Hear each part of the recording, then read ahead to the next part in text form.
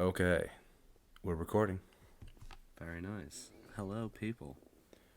Welcome to the first episode of the Second Shift podcast. Yeah, man, just two working people having fun in the second shift.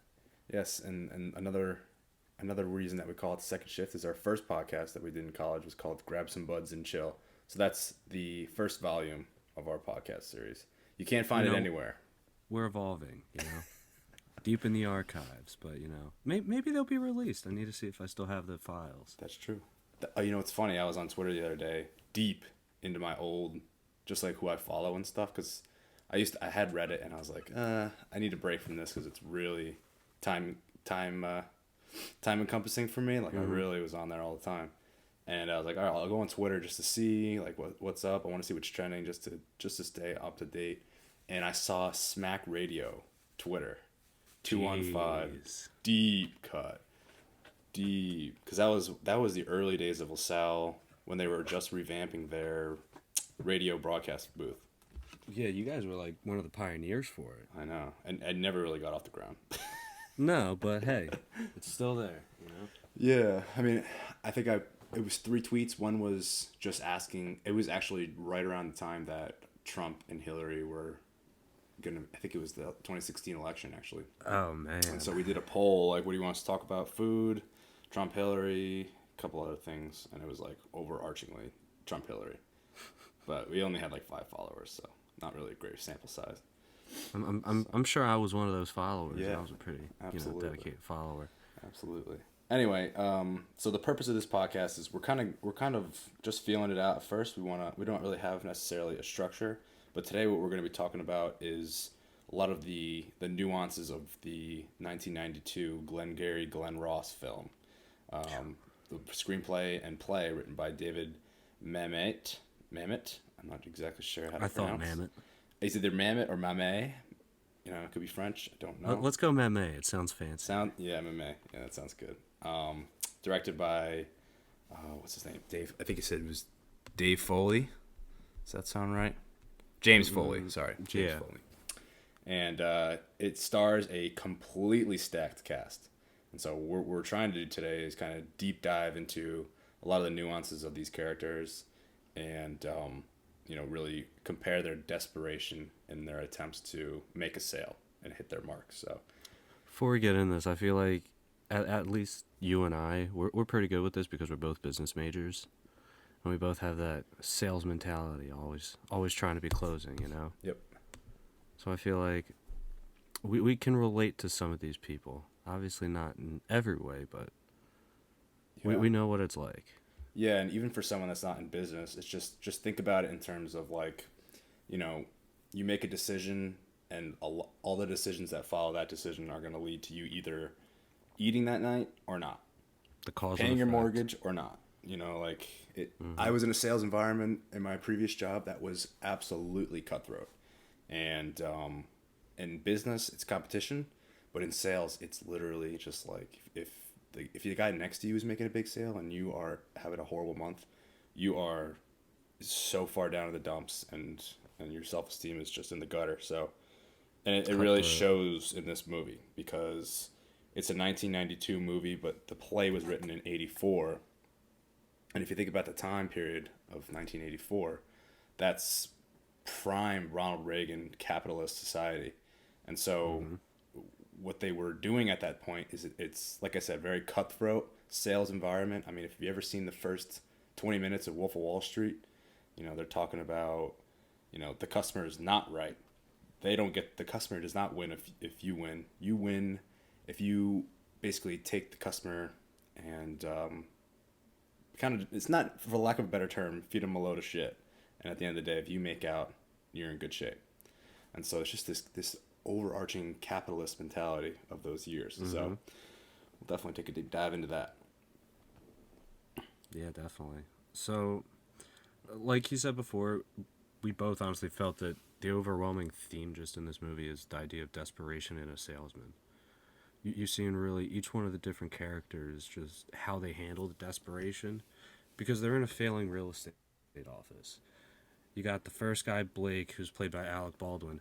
coming in, giving him a load of shit right in the beginning, saying, hey, you make sales or you're fired. So it immediately puts them in an ultimatum, which just raises the anxiety level. Mm-hmm. And you just see how each person handles it. Some better than others, some fold, and some resort to darker consequences. And I feel like this movie really encompasses every single aspect of how people really handle it, you know? Absolutely, absolutely, and it's just like I said, this cutthroat mentality is if the guy next to you is killing it, and in this movie, Ricky Roma is at the top of the list, and he's getting rewarded with better leads, and so it's kind of like this mentality in business where you're rewarding the individuals who are doing the best, and the ones that are at the bottom, you're just feeding them shit. They're getting the worst leads. They're staying at that bottom. So reinforcing those capitalist ideologies where reward the ones that are succeeding, and then the ones in the bottom, tough shit. You know what I mean? So it just feeds that anxiety. Shelley Levine, he's at the absolute bottom. He's made no sales in this month, and Nope. you just see how sunken his demeanor is. Like the scene opens up and he's on the phone and he's talking he's like a snail, like he's in a shell, and he gets up to the office and the big VP Alec Baldwin's in there just spewing this.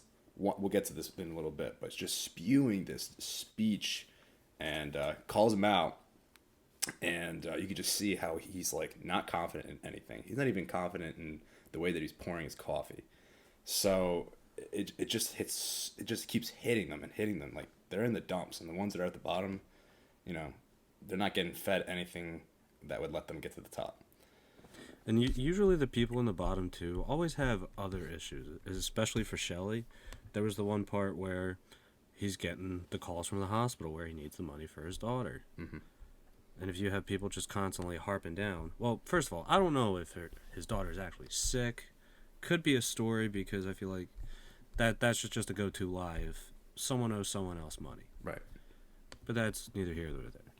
He owes people money, so he's desperate for money. He's, like you said, bottom of the bottom, and there's no way out of that barrel. Right, and I agree.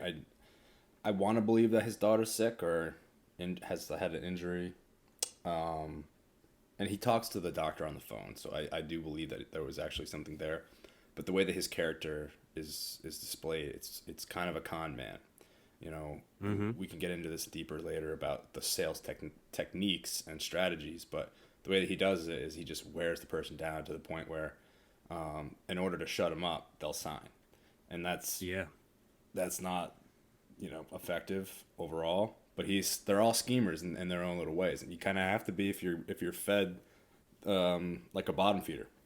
You have to crawl and scratch your way to the top. I feel like he's like the perfect embodiment of the quote, "The squeaky wheel gets the oil." Yeah. He's the one that just annoys and pesters them and just tries to schmooze them so much to where they just say yes just to get him away. Absolutely. Okay. Yeah. Do you want to get into the details of each individual character? Because we're I guess we could start with Levine, because we're kind of already on him. Here, I'll start with it. So, Shelley the Machine Levine. He's played by Jack Lemmon. So, from what I kind of gathered, he was almost like the top salesman who's out of his prime. He brings up the past. Oh, I was top salesman 8 months out of the year for 3 years in a row. So he's like holding on to that former recognition that he used to have. But now that he's getting older, times are kind of changing. It almost kind of seems like he's stuck in his old ways and not really evolving with the time. Mm-hmm. And being in a real sales-heavy job where commission is key, he's really feeling it. So you can kind of tell that he's really scrambling for money. I mean, any sale he does, he really tries to trick people into getting the sale with false hopes, various outlandish stories, and just an odd level of like wavering confidence. Mm-hmm.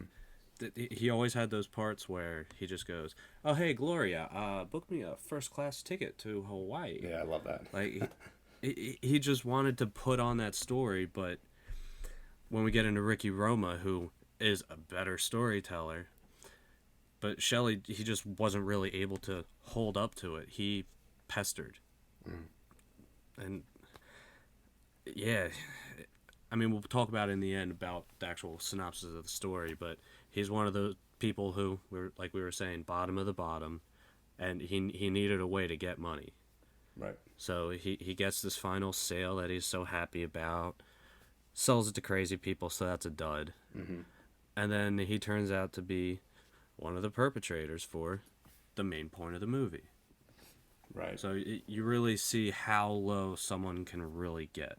Yeah, I think it's also an interesting parallel to see, like, you know, what someone will do, first of all, and how close that decision is to being a criminal. Because, like, he, you know, in his daily life, the scheme that he's playing is conning people, you know. The whole call my secretary and get the flight. The whole I'm going to talk you down until you just want to shut me up by signing this piece of paper and getting me out of your house. It's a con, because what they were selling is way overpriced land, which could have been in swamps in Florida. It could have been in the complete desert in Arizona. They didn't go into too much detail, but it just the way that they were pushing it and really trying to hook the customer as much as possible without exactly explaining what it was. You know, it's all a con. And then when he goes, when you reveal that he was actually the one that broke into the office, it's a shock, but it makes sense because he's the most vulnerable. He would have been the most accepting of that because he hated Williamson. He hated his job. He loved being a salesman, but he hated the way that he was treated. And you know, it was such a blurred line between, you know, being a con man for selling and then just going right to a heinous crime. Like technically that's grand larceny, because, you know, they're spelling if you're stealing over $1,000 worth of merch, that's grand larceny, right? That's what he would be getting, or is it just burglary? Well, I guess it would be grand larceny. I mean, I don't really know the '90s laws too well on what they would do, but Yeah, all I know is he was an old white guy, so he'd probably get treated pretty lightly. that's probably true. Yeah, and if he had talked about his desperation, trying to feed his daughter, it's kind of like, or not feed his daughter, it's save his daughter or help her in the hospital. It's kind of like the stealing the bread for the sick family type of situation, right? You're doing it for a good cause. It's immoral in that spot, but then when you go a little bit deeper, you see that they're actually doing it for a good cause. So, you know, he probably would have gotten off with something. So Probably community service. yeah, absolutely. Who's next? Well, since we're on the whole topic of the robbery, let's go with the other accomplice. So for him, his name is David Moss, played by Ed Harris. Love Ed Harris. So David Moss, his character, he kind of complained all the time. He was honestly desperate for power, real bitter, and he was tired of feeling like he was not important and had no power. It almost seemed like he wanted more recognition than he was due, and he wanted just praise just to kind of fuel his ego. He thinks he should be a man on the top. He's a solid salesman, but I feel like he doesn't feel heard. He doesn't feel respected. So he comes up with the plan to rob the leads after Roma, the top guy, gets all the good leads. Well, the Glengarry leads, if we're going to talk about the details. But Roma gets all the Glengarry leads, and no one else does until they can actually close sales. So Ed's like, well, fuck that. I'm just going to steal the leads. At first, he tried to get George, who's played by Alan Arkin, tried to get him in because he's a real quiet, reserved guy and just kind of goes at the beat of his own drum, but you can kind of tell that being in sales is not where he really should be. Right. It almost seemed like he understood that he could get the most money there, but he was just never able to get that salesman mentality. Right. That's So not like his he can get a personality couple type. sales. Yep. Yeah, definitely. He could get sales, but it's always just little sales here, little sales there, never really anything to make a fuss. So Moss thought he was the best guy to do it with because he really had nothing to lose. And I feel like that's kind of the whole big twist in the movie is that we all think, at least for me, I thought George was going to do it with uh, Moss's character, but we didn't really know until the end. Turns out Shelley was the one who actually did it, and George just kind of did what he did, just stand there and do nothing. Right. And I think it comes back to a lot of the conversation about like risk and reward too. Like you would think that it would be you would think that it would be George, because he had nothing to lose, and it was kind of a win-win situation for him, because they wouldn't have suspected him. But if he's not a risk taker, and you can tell by the way that he works and the way that his sales are low, that he's not really, he's not biting off a lot, and he's happy with a low risk appetite. And then you go back to Levine, and he's just chomping at the bit. He's doing these huge power plays to try and get an edge. And so it does kind of make sense when you think about it at the end of the day that he would take that chance. Yeah. Yeah, that makes sense. But he also had so much more to lose. If his daughter's really sick or injured, right? Yeah, I mean that's always it. If there's something real to that person that they're about to lose, they're gonna do some real things to try and get out of it. Right. Which you saw really what happened. Let's start with Ricky Roma, Mr. Al Pacino, Mr. Always Be Closing. He's one of those guys that never turns off, but he's gonna hit you with every single line in the book. He's a talker, he's a schmoozer, but he does it in kind of a high class way to kind of make you trust him a little bit more. Right. He honestly preys on the relatability of himself. He's honestly the type of person that's willing to lie, cheat, and steal just to get his way to the top. The morning after the robbery, you see him come into the office, and he's just like, I want my car, I want my fucking car. I sold it, went to the bank. But then, yeah, it didn't happen. And right. then turned out that that the guy who he actually did the sale with, Mr. I think it was James Link, yeah, who's played by Jonathan Pryce, the High Sparrow from Game of Thrones. But his way of getting him to make the sale was to get him drunk, feed him, just say relatable things to appeal to this guy's sob story, and make the sale. And you could tell that the type of person that James Link was, he wasn't someone that is known for making the decisions, because he was married. You could definitely tell his wife wore the pants. Right. Even in the 90s. Still pants. But she definitely kind of leaned into him and was like, hey, you need to cancel that. So you actually got to see the top salesman, who's always trying to lie, cheat, and steal to get these sales, have to backpedal and try to make up things as to why he should keep the sale. And that's where you see his desperation. Just trying to uphold his story, his lies, all of his deceits that he does to get his sales. So, I don't know. He's just... I feel like he's the one that really hides his desperation well, but when it gets tested, he has no ways to handle it besides get a little bit overwhelmed. Right. Yeah, he is the con man at the end of the day. Like, it's, the way that he kind of spins a lie so quickly is something that's, kind of instinctual in a pathological liar type of con man. He sits down at that restaurant, and he literally just is talking like the Matthew McConaughey sitting behind a Lincoln steering wheel type of talk, where he's literally just philosophizing about, what a train compartment smells like. Like, it is just a rant. And it kind of just takes this guy by surprise, right? He's just trying to have a beer at a Chinese restaurant, but, Al Pacino sitting down talking the talk. And then all of a sudden, at the end of that, he doesn't even know his name. He says, my name is Richard Roma, what's yours? And this is at the absolute end of their conversation. And you don't even know how long they've been there, but I think, I forget exactly, but I think they had like 4 or 5 empty drinks in front of them. And like that, yeah. And he goes, James, I'm glad to meet you. And then all of a sudden he goes, by the way, I had something I meant to show you. And he takes out the pamphlet for all of the land.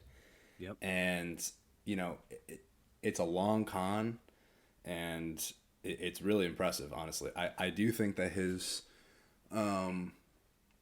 and it could be one of those things where he's been fed the best leads thus far. Mm-hmm. He's at the top of the list. His confidence is high, and it could be something that he's feeding off of, that he's been doing this with random strangers at a bar and he's gotten this down pat. But it just seemed like he was spinning these lies as they came up. Yeah. But I think in the long run, his strategy is not gonna get him very far. Right, he had to really work on his feet when Mm-hmm. Link came into the office, and he's expecting to make the sale then and there, and then never see that guy again. So in the Oh, long not run, at it's all. really not sustainable. But the desperation to spin those lies in such a short amount of time is what is really impressive. Mm-hmm. Well, that's just kind of what he is. He always just wanted to prove that he's the best. Right. And even the people he's selling to, he wants to show you, like, listen, I'm gonna sell it to you even if you don't want me to sell it to you. Like, he subtly says that. And yeah, honestly, I feel like in a lot of movies Al Pacino plays a lot of the same characters, but I feel like this one, where you actually got to see him have to actually handle a problem where he's not gonna come out on top. It's really interesting to see how he took it that way. Right. Absolutely. He actually got the Oscar nom for best supporting Yeah, I role, saw that for. Mm-hmm. and it's really it's a shame that you can't nominate like the whole cast, I know. because even just Alec Baldwin's 10-minute rant, I mean, Oh yeah, that's enough for me. I would be it's totally fine with that. it So set the tone for the movie. absolutely, and it's funny actually, that was not in the original play, that whole scene, which is really interesting. We can get into the casting details behind that, of why that came out. Mm-hmm. But Alec Baldwin was actually supposed to play Roma, and then Al Pacino came back at the last minute. So Okay. they still wanted Alec Baldwin to be in the movie, and so the original play, right, David Mamet, Mm-hmm. ended up writing that whole scene to add more stakes, because he had Interesting. always felt, and it's a Pulitzer Prize winning play, but he had Mm-hmm. always felt that there was something missing that raised the stakes in between some of Yeah. those scenes. Because I actually started reading some of the play online, Okay. and I was like, where's Blake's part? Mm-hmm. So Well, since we're talking about him, Blake is played by Alec Baldwin. Blake was he was supposed to be the motivating upper management person, trying to like get his subordinates to sell more real estate. It, for me, he was real desperate on people showing envy towards him. He always wanted to have the best suits. He's got the $80,000 Beamer, the Rolexes. He wants you to know that he is better than you in every way, shape, or form. And that was his mentality on getting people to work. It's like, hey, you could be this if you work. But in reality, he's just being a dick and a hard ass, pretty much. right, He was the one who pretty much said, hey, Salesforce top man gets a car, bottom gets fired if you don't get above the quota. So at first, he put that ultimatum in. He went around to show how everyone was disposable and placeable, and just pretty much said, hey, bottom dollar, or the bottom line is the amount, or is the most important thing. You guys, we don't give a shit about you. Just sell shit. right. And I I, think he grew up in an environment where he was fed great leads, because mm-hmm. he kind of comes from, talking about the gold watch, talking about the Beamer, talking about what he made. If you think about, nature versus nurture, that was something he was probably fed for years from guys that are above him. Mm-hmm. Thinking about, just still thinking about, this is a 1984 play, and you're thinking about these capitalists' ideals, and you consider what the Matthew McConaughey character was to Leo DiCaprio in Wolf of Wall Street, talking about Mm-hmm. all of these materialistic things. And so it doesn't seem like he came up in an environment where he had to be scratching and clawing for good leads. Almost felt like he was Yeah. spoon fed. So it felt very um, hierarchical, and yeah, like you said, like an ultimatum in a way. but he really, I don't think he had that much hands-on experience. So Definitely hierarchical. yeah, It's like I feel like he probably acts like that because that's who his higher ups were when he was just a low guy. definitely. Then once he joined the boys club, they're all buddy buddy with him, and now he has the right to actually act like that. Yep.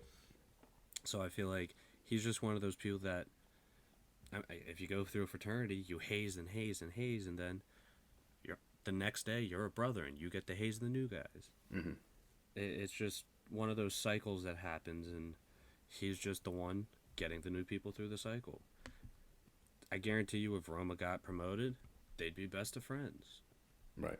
But I that's think just so, the kind too. of guy he is.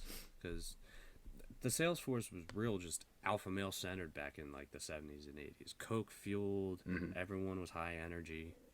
Yep. That's just how it was. Absolutely. Yeah. It's interesting too, that scene,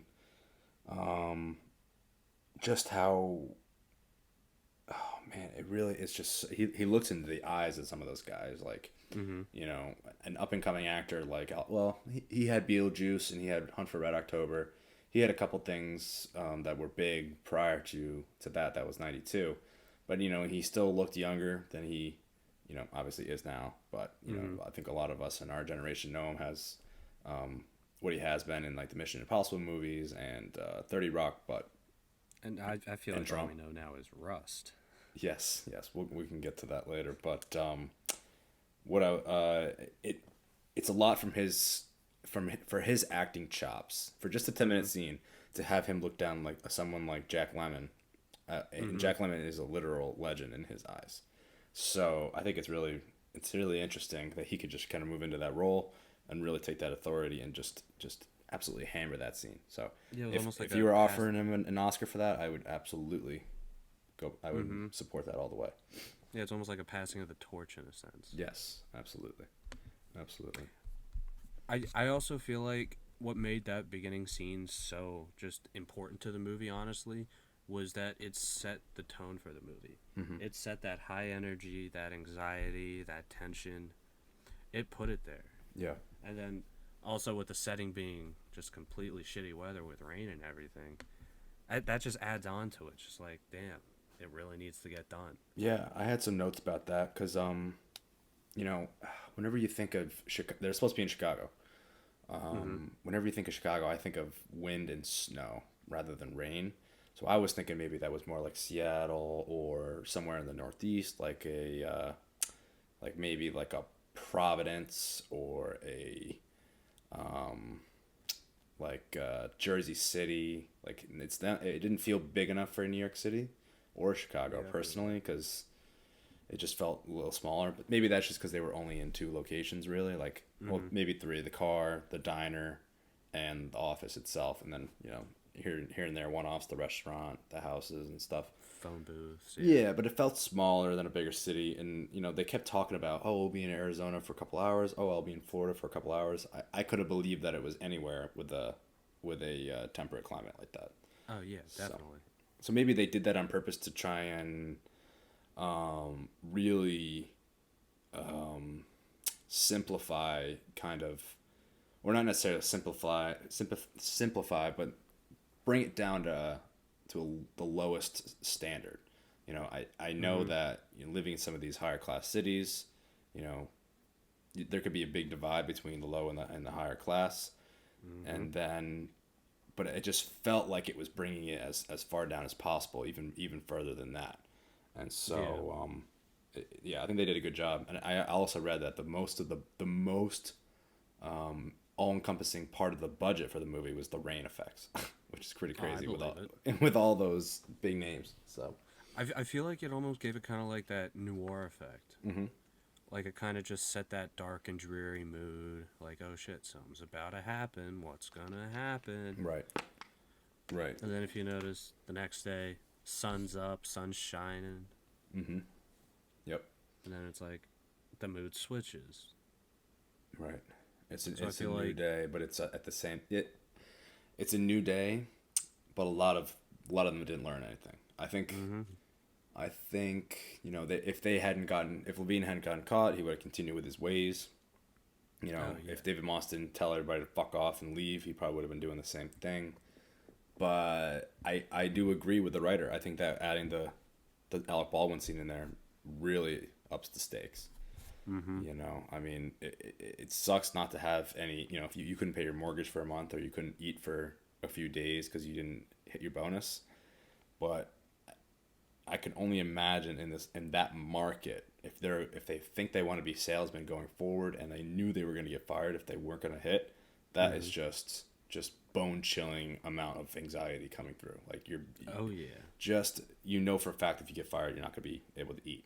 It's just crazy. Mm-hmm. So It's kind of a good thing that a lot of those jobs are almost illegal now. So. yeah, I mean there's levels of multi-level marketing schemes that I think promote this type of deception of the customer, and even some big companies are just they're not going to provide basic information that a customer would want to see, like Mm-hmm. ingredients to a drug or raising rates after a specific promotional period, stuff like that, where it's not necessarily illegal, but it's completely unethical, immoral. Mm-hmm. You know, It's like, so damn, he's a dick. yeah, like it's at the end of the day, it's tough. We know, like, it's from a business perspective. The more inside information that you can have to kind of keep everything flowing through you, Mm-hmm. that creates more importance for what your specific firm or your specific business is doing. But at the end of the day, it's not moral. It's not the kind of the best way to do business. Yep. I feel like times right, especially now though, you're gonna start seeing a lot more of that shady shit happening. Yeah. Yep.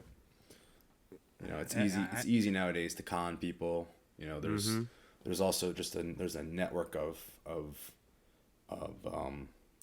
things that have a lot of traction behind them, but at the end of the day, they're really fugazi, right? Like there's a lot of hype around NFTs and crypto, I was literally just about to say that. but there's nothing necessarily really backing it, right? Like it's Mm-hmm. just with Bitcoin and Ethereum, there's real world implications for it, but then you have all these other cryptos as well as NFTs that Yep. are just All the not. altcoins. Yeah, a lot of altcoins, right? Like it's just there's a lot of areas where you could scheme, and it's all based in Fugazi. That's what I say, Wait, so are you saying Dogecoin's not going to the moon? dude. Shiba Inu all the way. Not gonna lie, I do hold some Shiba Yeah, Inu. I got a couple million shares. I love it. So do I. I actually had a good day today. Yeah, it was up like 30% today. I It's love it. pretty nice. See, all right. Did you look at the Coinbase chart? Which one? Just I, overall. I, I, I've been looking at the year one. Mm-hmm. If you look at the year chart for the Shiba Inu, literally spikes, goes back down, levels out, then Mm-hmm. a big spike again. But like this is on like a 3-4x spike, so Yeah. I don't know. Hopefully, it's a long haul. If I lose a couple $100 on it in 20 years, I'm not gonna be crying. But if I Yeah. make a couple grand in a couple years, I'll be cheering. See, I'm just happy the extent of the money that I put into crypto is the $25 I put in my freshman year of college. Nice. Look at that. I know. So I've grown that shit. So I think my max return I've got was like 120 times back my return. Nice. Nice. So Yeah. it's like can't really beat it. Yeah. Yep. I mean, it's like you said, it's easy for someone to scheme these days, and there's modernized ways to do kind of what they were doing in the movie, but Mm-hmm. I think that overall, if I were to, and I'll get your opinion on this, if I were to rate their sales technique, I also think Williamson, because he mentioned that he was selling in the past, but I think he was also from the Alec Baldwin or Blake type of background where Oh he yeah. was fed the best stuff, you know. So you could tell that he just struggled to get anyone to respect it. Oh yeah, Like absolutely. he bent over backwards for everyone, and they just took advantage of him. He tried to back the sales guys, that didn't work. So then, when Blake came in, he just tried to back Blake. Oh well, it's gotta happen. Blah blah blah. Yep. But that's just who he was. He just listened and took everything. Yeah. But if you notice, he was like the only one that actually came out kind of positive in the movie. Mm-hmm. Yeah, yeah, he did. He kind of did win at the end of the day because um, the worst thing that he did, I mean, it's not even that big a deal. Like, he gave Levine two leads, right? But at the end of the day, what they turn out to be Yeah, the total crazy shit. person. Yeah. So I mean, unethical there, but you know, he's trying to he stayed home with his kids that night instead of going to the bank. You know, he did it. He tried to rekindle his relationship with his kids. I'm sure it's probably in the toilet. And you know, for Kevin Spacey's sake, maybe he should be staying at the office more. But Well, I was gonna say maybe it was almost a trap. yeah, It's like, damn, I know these shisty mofos are gonna want to come in here and grab these. yeah, Well, let's do a little sting. that could I be. mean, nowadays there'll be like ring doorbell cameras on every door in there, and cameras to the T. Yeah, yeah. I mean, if you notice, you know, no computers, right? Nope. Total, total throwback in there. So probably a very, very limited alarm system, right? It's kind of like a Oh, barely anything. yeah. Probably. I don't think they would have anything. They broke. I remember seeing it. They broke through the front door.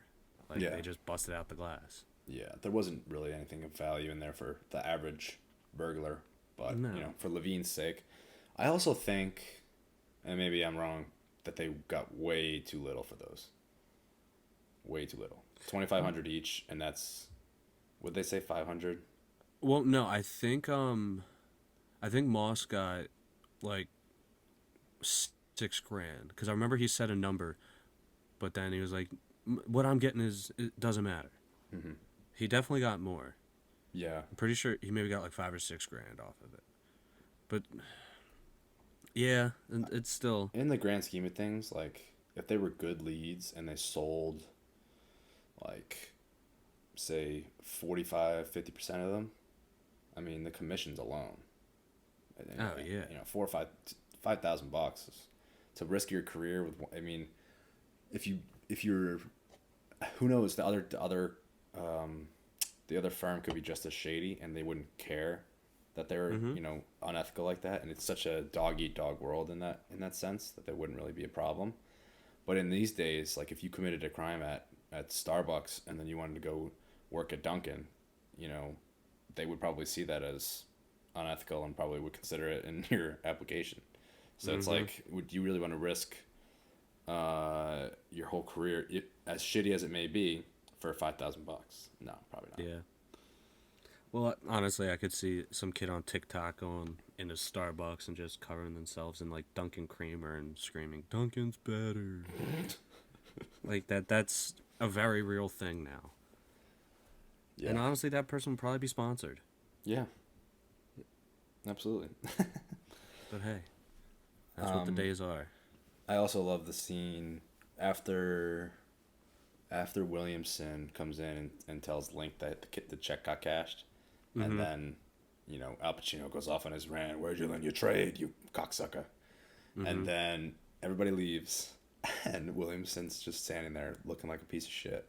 And in the background, Levine goes, "You are a shithead," Yep. Williams said. But see, hey, he took it, and then he was able to get something where. How did you know the contract was on my Yeah, he kept the level. He kept the level head. Mm-hmm. If anything, that's what he did the best. I mean, other than, well, George kind of freaked out after he got interviewed by the cop, but he was pretty calm most of the movie. Yeah. That's just his demeanor too. But,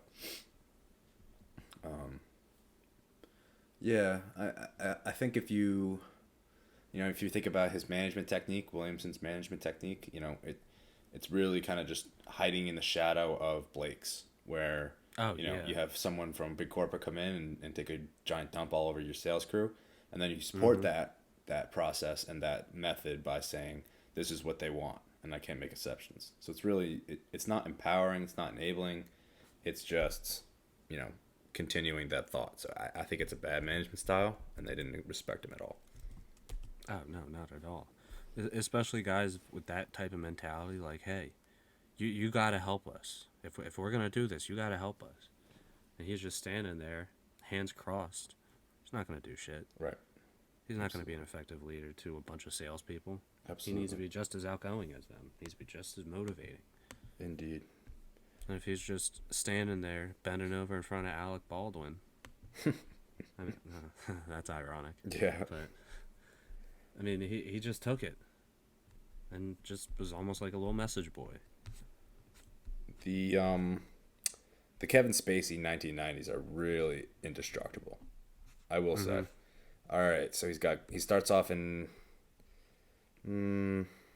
well, if you ever seen See No Evil, Hear No Evil, No. it's with Gene Wilder and Richard Pryor. It's amazing. They team up, and Gene Wilder is blind and Richard Pryor is deaf. Oh God. And it's really great. It really is hilarious. So he starts off with that in '89, and then he goes into, and just in terms of ones that I think that are great, Glengarry Glen Ross, 1992. Then he goes Usual Suspects, 95. Seven in 95. L.A. Confidential, 97. American Beauty, 99.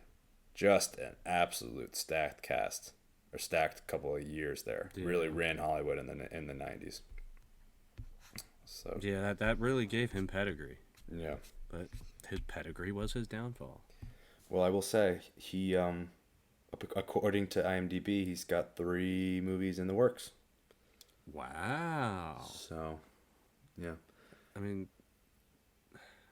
better hope there's no kids in them. I know. Or unless they're probably filmed in like Eastern Europe or something. It's a shame because I love House of Cards. I really did. I never got into that show, but I'm looking for like new shows to watch. I'm in the process of like finishing a series that I just haven't finished. So have you watched The Boys on Amazon? No. Oh, love that. I just got done Agents of S.H.I.E.L.D. Okay. Just finished all that. So The Boys is like rated R Justice League. Like yeah, I heard about it. It's awesome. It's amazing. Seth Rogen is like the producer of it. Okay. It's great. So anything he touches turns to gold. He just did the Pam and Tommy thing, so. Yeah. Well, did you see Peacemaker? No, I gotta get into that. That. I like that there's like these almost mock superheroes coming out now. Yeah, I love it. I think it's awesome because like it's like a satire in response to the Marvel goody two shoes type of world. But anyway, back to this movie. So yeah, I just had a couple. Don't get us started on Marvel. Yeah, we can do a whole thing on that. So I think so for best monologue, what are you thinking? I mean, it's got to be Alec Baldwin's in the beginning.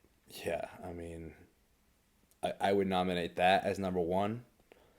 Number 2, Pacino cursing out Williamson.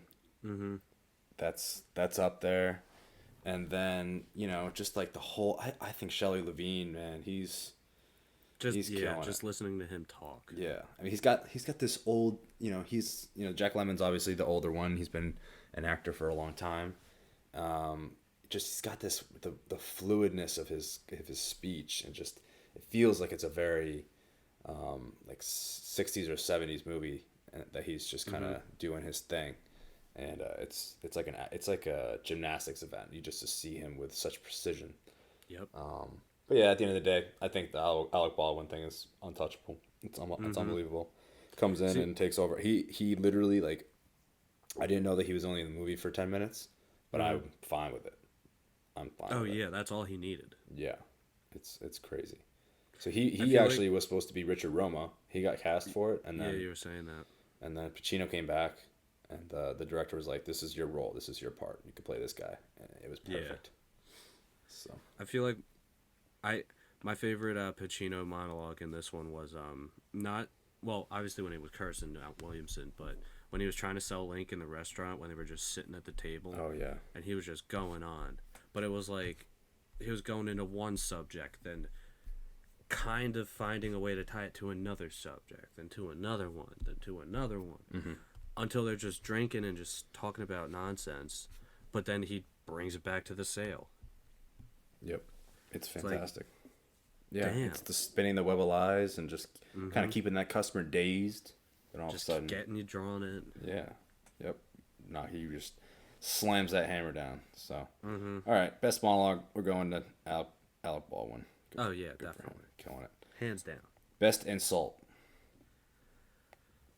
Whew. I think it's got to be Roma to Williamson. Oh yeah. You know, although I do love "You are a shithead." Just You so are a shithead. you are a shithead, Williamson. No, it's gotta be. I mean, where did you learn your trade, you cocksucker, motherfucker? Yeah, and then see when he starts dropping cunt too, you know he's serious. Yeah, he's serious. And this is all in the script. It was word for word, word for word, and I think that's just a testament to David Mamet's, his writing style, his attention to detail, his conciseness, And yet, I don't think anyone would be able to give it that fire that Pacino can give it too. right. It's like when he's yelling at you and berating you and just tearing you down, you listen. Yeah, absolutely. Have you ever seen Heat? No. Oh, that'd be a good one to do. He goes off on his rants on that one too. That was quite impressive. So, I also like the part where Alec Baldwin says "fuck you," that's my name. So that's a pretty good little insult right there. Just shows you what he thinks of his lower subordinates. And then Williamson says, "'Cause I don't like you." You know, it's just like that nail in the coffin for like, oh, why are you doing this to me? Because I don't fucking like you, dude. Because you got a big mouth, and you need to shut the fuck up. So, all right, Ricky Roma, it is best sales tactic. I think I want to divide this into short term and long term. Yeah. I think long term that George probably would makes out because he's got that level of compassion. Oh yeah. You know, he's definitely a real guy. He doesn't want to purposely fuck anyone over. But I also think just he would wants to benefit make from money. selling something that he would believe in. You know what I mean? Yeah. Selling a regular house that has a reasonable value, rather than selling overinflated property. See, I feel like he'd be more the rainbow kind of salesman. Just go around selling vacuums. Yeah, absolutely. But yeah, I think that's in the long term. He works out, and then,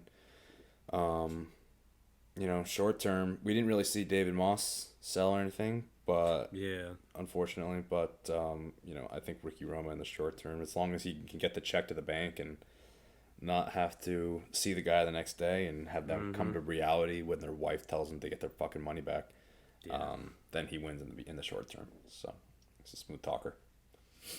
Yeah, the gift of gab. Yep. So okay, and then all right. So I think this is an interesting thought. How would you make it today? And that includes who you would cast. The props would be different. You know, what would it look like if you made it today? Well, I honestly feel like this would just be probably a basement, just with like 6 different computers, kids sitting in there pretending to be financial experts giving crypto advice. Yeah, like maybe the main guy that believed in the GameStop and the AMC flip is the guy talking, and he's got like his group of virtual salespeople.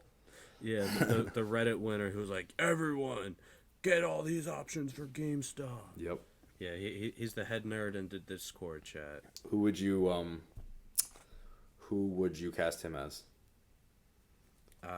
Blake.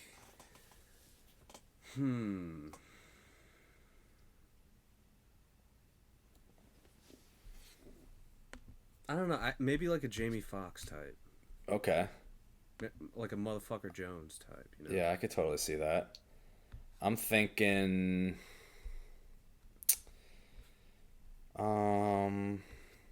Honestly. Oh man, this don't know. I'm not exactly sure. I think maybe like a Bradley Cooper, from like a Bradley Cooper from Wedding Crashers type of vibe, like a Sack Lodge. Ah, You okay. know what I'm thinking? Mm-hmm. Spoon fed, just telling people what to do. Yep, straight up white bread. Yeah, yeah.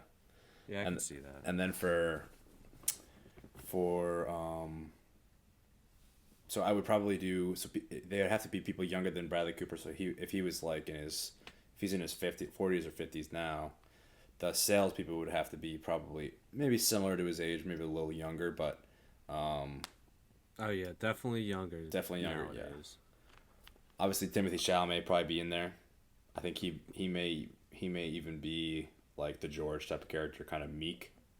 Yeah, I can see that. Yeah, and then I um Hmm. I kind of want Stephen Root as the Levine. You know Stephen Okay. Root. You know the guy. He's the dude. He's Melvin from Office Space. Oh yeah. Yeah, you know what I mean. Little Mm-hmm. on the older side, kind of. He's just kind of a little wimpy looking, but like he's got some fire in him. He could probably really get it out there. Real desperate, totally desperate. See, okay, I think I could see Shelley being more like a Patton Oswalt. Ooh, that's a good one too. Just like that older dude that still doesn't want to get out of touch with reality. Mm-hmm. Absolutely. I feel like he could play that just level of wanting to be young. Mm-hmm. Um, Absolutely. I like that. Ed Harris or David Moss. Who would Moss be? It's got to kind of be like a scumbag kind of guy that really wants Yeah. like he wants it all, but he hasn't earned it really, and he's just like not that talented, so he's kind of goes out to the kind of sells himself short. Mm,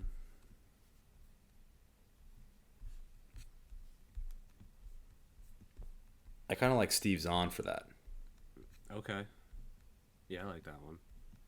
I kind of like Steve Zahn. He kind of gives off the vibe where he could kind of sell himself out, Mm-hmm.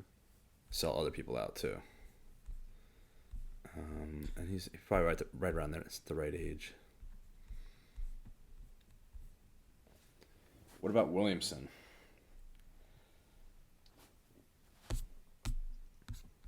Maybe Adam Driver. I could see that. I was thinking maybe Jonah Hill. I feel like Jonah Hill needs to be in the movie. Ooh. Ooh. Maybe he's a Ricky Roma. Smooth talker. Oh, who was I just thinking of for fucking Ricky Roma? Leo DiCaprio. See, I'm trying to think of like if it was a current movie. Mm-hmm. I feel like this wouldn't be that big budget of a movie, so I'm not trying to go like top of the top guys. Mm-hmm. Um,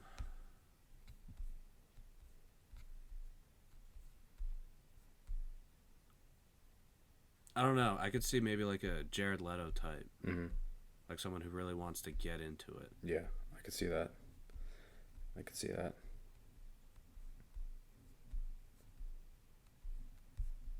I honestly don't know how received a movie like this would be today.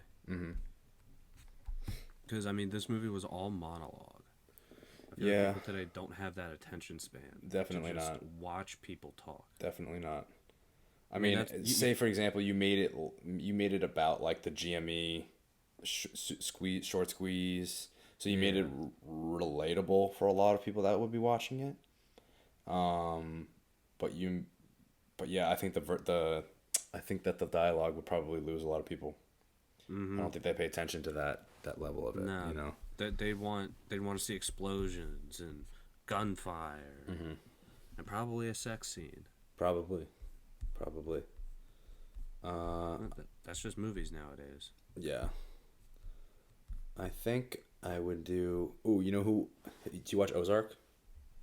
I've only seen the first season. Okay. I need to watch it. I think It's one of my lists to watch. I think Wyatt would be a good Moss. Okay. You know, Yeah.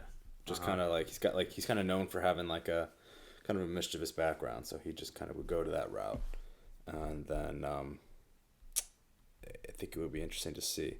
I also would consider maybe casting a woman for one of the parts too, like maybe cast a woman as Link, you know, and so like they were trying to deceive a woman about like crypto, and maybe she went and did her research about it and came back and wanted her money back, and for that role I don't know where to start. I wouldn't know where to start. Honestly, I could see the Ricky Roma role being female. That too, I could see that. Maybe like a little bit of oh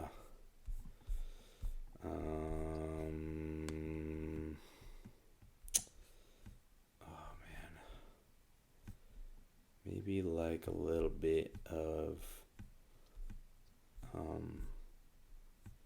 I feel like maybe I don't like know. a younger Tina Fey. Yeah, I could see that. Or, well, I mean, I've just been watching Agents of S.H.I.E.L.D., but Chloe Bennett. Mm-hmm. I could see She's that. like that level of nerdiness, but still kind of attractive to where it would attract people to watch it. Maybe like Ana de Armas or something. Oh, maybe. That could be. But all right, so it's interesting to think about. Like I would definitely go crypto route, and I would probably, I would like to use the same type of as close to the play script as possible because it's just so well written. Yeah, definitely. But yeah, I think it would be interesting to see. You're right. I do think that the attention spans would be low. So you have to. Could really you blow it up. imagine, like, a modern Blake just be like, I got 4 NFTs. I got the Balenciagas that look like socks, bro. I drive a Tesla. You're the dirt on my tires. Yeah. That's funny. Oh, man. It would honestly be probably pretty cringy hearing someone just go off on a group of day traders sitting in a basement. That would be awesome. It's like, who's King Virgin? But yeah, I think it could have been nominated for. I honestly think Pacino should have won. Oh yeah. But I don't really believe in the Oscars anymore. At the time in these years, yeah, I could see it. Like it was a big reward, but nowadays it kind of feels like it's too political now. So. Well, see, I feel like that's just a whole perspective thing. Mm-hmm. I guarantee you the politics have not changed. Yeah. It's just The because movies have changed, everything's maybe. more public. Yeah. Well, you can get all this news. Oh, there's not a single black director. Right. Like, there was definitely not black directors in the 70s and 80s. Right. It's just like a culture shift, Yeah. And I also think like the comedy movies of recent years have been, too scrutinized too. So it's like, you can't even do like a movie like Old School or. Could you imagine if they did Blazing Saddles? Oh, that was 48 years ago today, right? Yeah. 48 years. Yeah. Yeah, when you were 76. talking Gene Wilder, I was like, he rode a blazing saddle. I know. Whenever I see that trending on Twitter, I'm nervous because like, I don't want it to get canceled because it's such a classic, I don't feel like, honestly, I don't feel like any Mel Brooks movies could get canceled. Yeah, because he's making fun of everybody. It's not just like, he's not being racist. He's not being anti-Semitic in any way. He's obviously he was Jewish, and he's just trying to make fun of everybody. So it's like, We'll go to Spaceballs, the end credit, Jews in space. yeah, It's like, he definitely couldn't make those movies nowadays. right.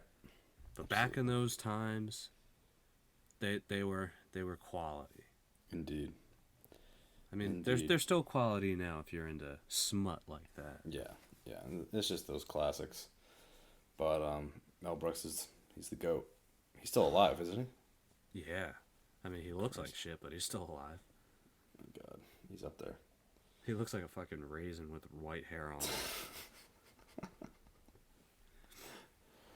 And I'm pretty sure he gets like tanning salon shit done. Mm-hmm. So he really looks like a raisin. Yeah. California sun-dried. Yeah, that's no good. That's no good. But all But right, hey, cool. he's probably close to 90. He's got millions Mm-hmm. upon millions. He's probably banging a 30-year-old. He's Yeah, living. that's true. He's probably living it up wherever he's at. Mm-hmm. What do you think you want to do for our next episode, sir? Or should we leave it to the viewers? Well, we don't have any viewers right now, but Well, someday.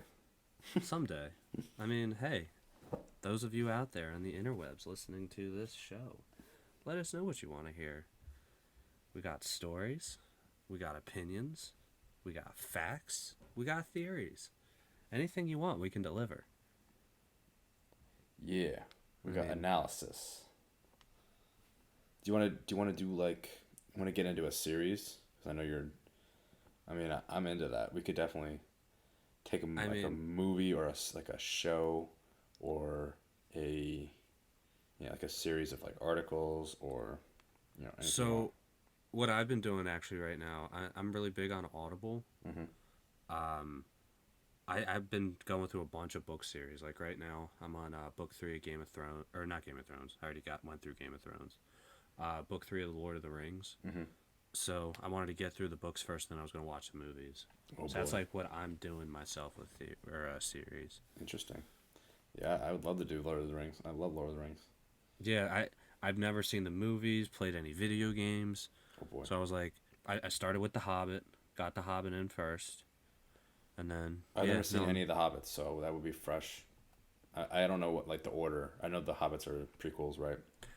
I heard the only Hobbit to watch is like the first one. Oh, okay. Like I've only done the books. I haven't watched any of the movies yet. Okay. Cool. Yeah, I would But I definitely mean- do that. How long do you think that would take you? Probably a couple more weeks, months. What, for the books? Yeah.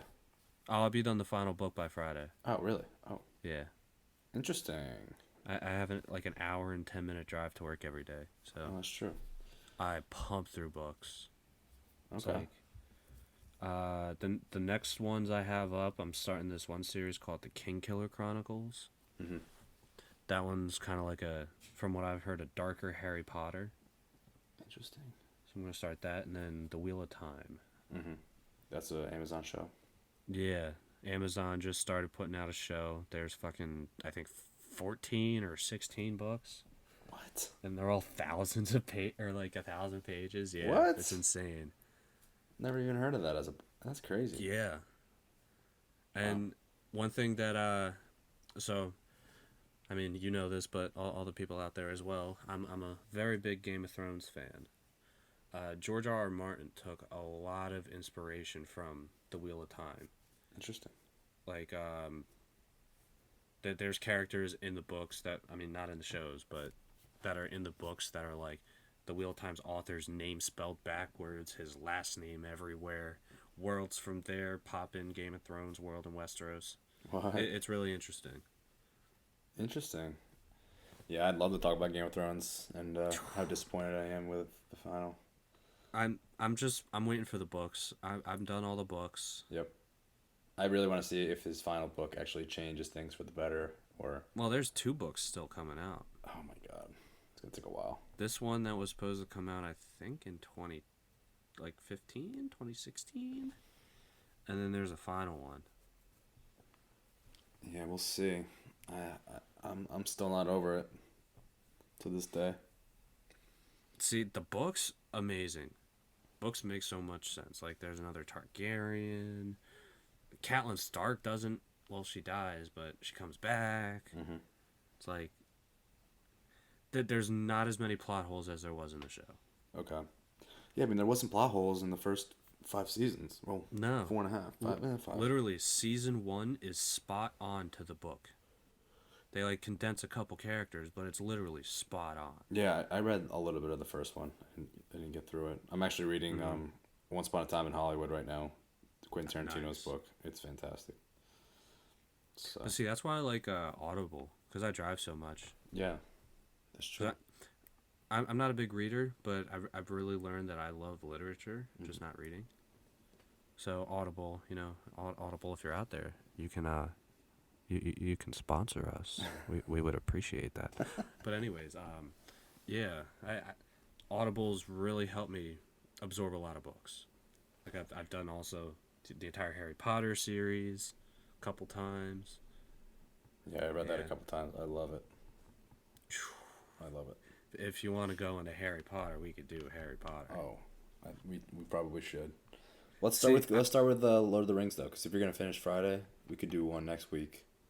And yeah, I can. We can watch like the first movie. Yeah, the first movie. Would you start with The Hobbit probably? I don't really think it matters. Okay. At least from the book wise, The Hobbit was kind of there just to like set up Middle Earth.